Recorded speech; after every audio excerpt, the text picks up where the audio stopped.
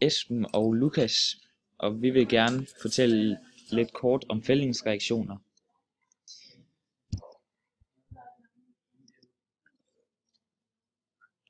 Vi vil lige starte med at sige lidt kort om, hvad ioner er. Og ioner, det er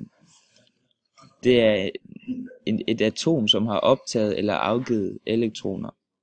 Og de kan så indgå i forbindelser, og ionforbindelser, de indgår oftest i forbindelser, hvor de står sammen som ikke-metaller og metaller, som for eksempel calciumklorid, hvor calcium er et metal, og klorid er et ikke-metal. Yep. Lukas her, og så kan man opløse de her ionforbindelser. For eksempel saltet natriumklorid, hvis man putter det i vand, så bliver det ligesom opløst, og ionerne de vil gå hver for sig igen. Og fældning af ionforbindelser, som ligesom er det vi har lavet vores opgave om, det er hvis du for eksempel har to forskellige ionforbindelser, som går sammen og bliver nye ionforbindelser. Og rent kemisk der vil det være, hvis du har en ionforbindelse i det ene glas og hælder over det andet glas, hvor de så tilsammen vil give bundfald, så vil man kunne se, at det ene stof så har fældet det andet. Vores udfordring 1, det var, at spildevand det indeholdt for store mængder af fosfat fra blandt andet vaskepulver og gødning, og det skulle vi så have gjort noget ved, da rensningsanlægget gerne vil have hjælp til at fjerne fosfaten fra spildevandet. Og det skulle vi så gøre ved at fælde det. Det har vi lige givet et skud på her. Først har vi nogle observationer, hvor vi kan se, hvilke ioner, som er gået i forbindelse med hinanden, og hvilke som ikke er. Og så kan vi se, at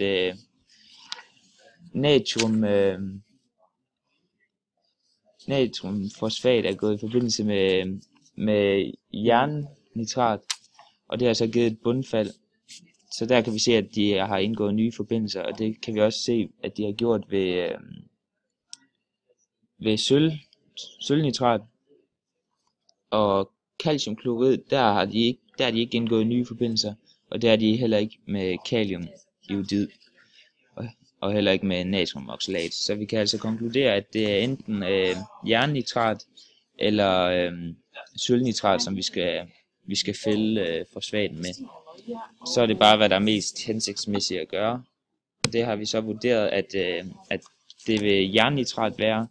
Og grunden til, at vi foreslår jernnitrat, det er, at jorden allerede indeholder jern, og planterne og dyrene skal bruge jernet til nogle processer i forvejen. Så det vil være mest hensigtsmæssigt at fælde fosfaten med jernnitrat.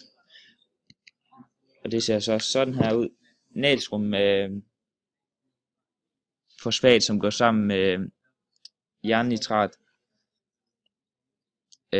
og de reagerer med hinanden, og så bliver de tungt opløselige. Og det kan vi se på det skema, vi har her. Hvis jeg kan finde det. Ja, her. Så har vi jern heroppe. Kan vi her ned til fosfat, og så kan vi se, at den bliver tungt opløselig her. Ja. Og de to, de reagerer så med hinanden og danner nye ionforbindelser. Reaktionsskemaet, det er jern 3 plus nitrat 3 minus i fjerde. Ja, fosfat, 3 minus i fjerde, som så bliver til jernfosfat. Ja, og med tilskuerioner, der hedder den natriumfosfat plus jernnitrat plus, og så det ender så ud med, at vi får det samme udfald som før, som er jernfosfat plus natriumnitrat. Yep. Anden udfordring lød på, at vi skulle få bly-2-ioner er giftige ved indtagelse, men keramikglasur og farver indeholder ofte denne ion. Så her der havde vi altså, at hvis man for eksempel køber en kop i udlandet, at den kan være farlig at drikke af. fordi den kan indeholde bly 2-ioner. Og så skal vi ved hjælp af en keramikvæske, der er taget fra koppen, der skulle vi finde ud af, hvilket stof vi kunne bruge til at fælde den her keramikvæske. Og så kan vi altså se, at vi har taget keramikvæsken sammen med kaliumklorid, og det gav ikke noget bundfald. Vi har ikke så den der giver bundfald. Der er ikke noget, der giver bundfald, fordi vi er ikke til stede. Ja. Så har vi keramikvæsken sammen med natriumfosfat, hvor der heller ikke var noget bundfald. Så har vi prøvet at fælde keramikvæsken med kaliumioid, hvor vi heller ikke så noget bundfald. Altså kan vi se, at der ikke er nogen blyioner i kruset. Og det kan vi påvise, da vores keramikvæske ikke reagerer med kaliumioiden, som vores bly 2-ioner gjorde til at starte med. Og da der ikke er nogen blyioner i glasset, så er der altså ikke noget, vi skal finde en løsning på. Men her har vi forsøgt at lave et reaktionsskema, hvor vi ligesom har bly, nitrat og kaliumioid. Da bly og iodid reagerer med hinanden og bliver tungt opløselige, når de reagerer. Der har vi altså vores bly og vores iodid, som er her, og der ser vi altså, at den bliver tungt opløselig. Yep.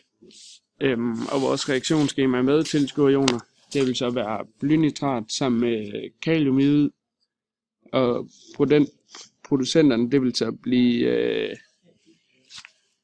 blyiod og kaliumnitrat. Ja, og så har vi udfordring 3, og den gik ud på, at spinat og rabarber normalt indeholder for store mængder af oxalsyre, som kan føles ubehageligt for tænderne, når man spiser det. Og det ønsker vi så at fjerne, inden vi fx skal spise rabarbertærte eller rabarbergrød.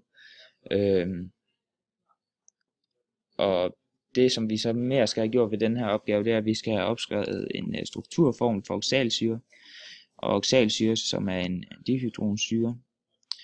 Og så skal vi finde ud af, hvilke positive ioner kunne man forestille sig, at non-oxal indeholder. Og vi ønsker at finde ud af, hvilke positive ioner non-oxal indeholder, og det kan vi prøve ved at sætte at fælde oxalat med calciumklorid, og det giver så et bundfald, så der kommer nye forbindelser. Og så kan vi så konkludere, at non-oxal indeholder den positive ion calciumklorid. Og så har vi prøvet at fælde den med blynitrat også, som også gav et bundfald. Og dermed kan vi også konkludere, at non-oxal indeholder den positive ion blynitrat. Vi har nu fundet ud af, at non-oxal indeholder calciumklorid. Derfor vil vi forsøge at fælde den tilstedeværende oxalat med vores calciumklorid. Og det ser sådan her ud.